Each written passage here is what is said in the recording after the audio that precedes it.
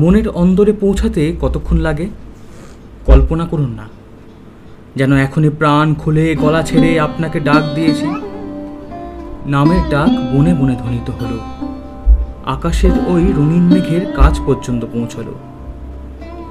আজ সকালে বসে হঠাৎ খেয়াল গেল, আমার জানা সাহিত্যের ভিতর থেকে এমন একটা লাইন বের করি যেটা মনে হবে এইমাত্র স্বয়ং আমি লিখলুম, আর কোনো কবির লেখবার সাধ্যই ছিল না।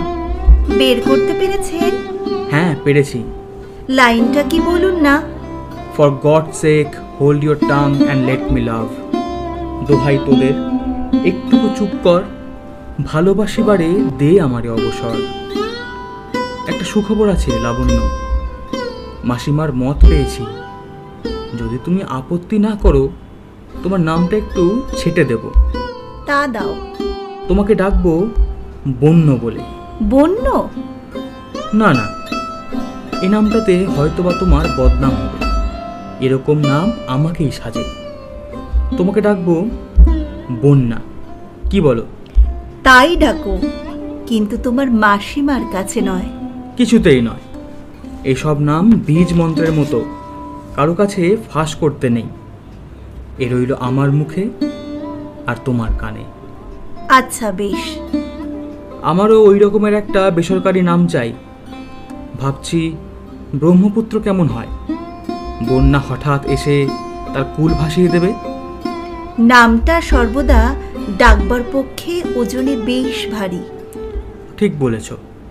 তুমি তাহলে নামটা দাও, সেটা হবে তোমারই সৃষ্টি। মিতা। চমৎকার। বন্যা, ওই নামে না হয় সবার সামনেই ডাকলে, তাতে দোষ কি? ভয় হয় এক কানের ধন পাঁচ কানে পাছে সস্তা হয়ে যায়। হে মোর বন্যা, তুমি অনন্যা, আপন স্বরূপে আপনি ধন্যা। তোমার কথা শুনে আমার ভয় হয় মিতা। তুমি আমার কাছে কি যে চাও, আর আমি তোমাকে কতটুকুই বা দিতে পারি ভেবে পাইনে। কিছু না ভেবেই তুমি দিতে পারো, এইটা তো তোমার দানের দাম। তুমি যখন বললে কর্তামার সম্মতি দিয়েছেন, আমার মনটা কেমন করে উঠল। মনে হলো এইবার আমার ধরা পড়বার দিন আসছে। ধরাই তো পড়তে হবে বন্যা। মিতা, তোমার রুচি, তোমার বুদ্ধি আমার অনেক উপরে। তোমার সঙ্গে একত্রে পথ চলতে গিয়ে একদিন তোমার থেকে বহু দূরে পিছিয়ে পড়ব। তখন আর তুমি আমাকে ফিরে ডাকবে না। সেদিন তোমাকে আমি একটুও দোষ দেব না। মিনতি করে বলছি, আমাকে তুমি বিয়ে করতে চেও না। তোমার কাছ থেকে আমি যা পেয়েছি সে আমার পক্ষে যথেষ্ট, জীবনের শেষ পর্যন্ত চলবে। তুমি কিন্তু নিজেকে ভুলিও না।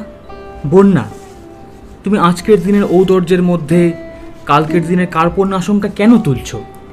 মিতা, তুমিই আমাকে সত্য বলবার জোর দিয়েছ। আজ তোমাকে যা বলছি তুমি নিজেও তা ভিতরে ভিতরে জানো, মানতে চাও না। তুমি তো সংসার ফাঁদবার মানুষ নও। বন্যা, তুমি আশ্চর্য নরম সুরে আশ্চর্য কঠিন কথা বলতে পারো। এবার তবে আমার কথাটা বলতে দাও।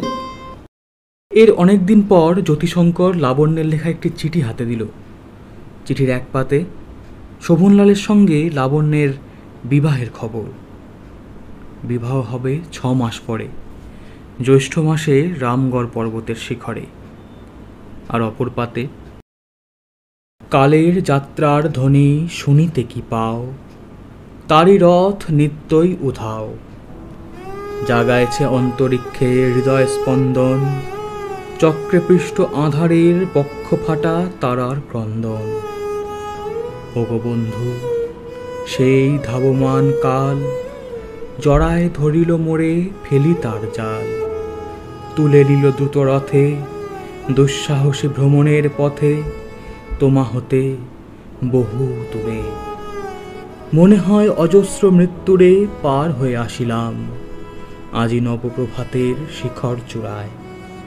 রথের চঞ্চল বেগ হাওয়ায় উড়ায় আমার পুরানো নাম। ফিরিবার পথ নাহি, দূর হতে যদি দেখো চাহি, পারিবে না চিনিতে আমায়। হে বন্ধু, বিদায়।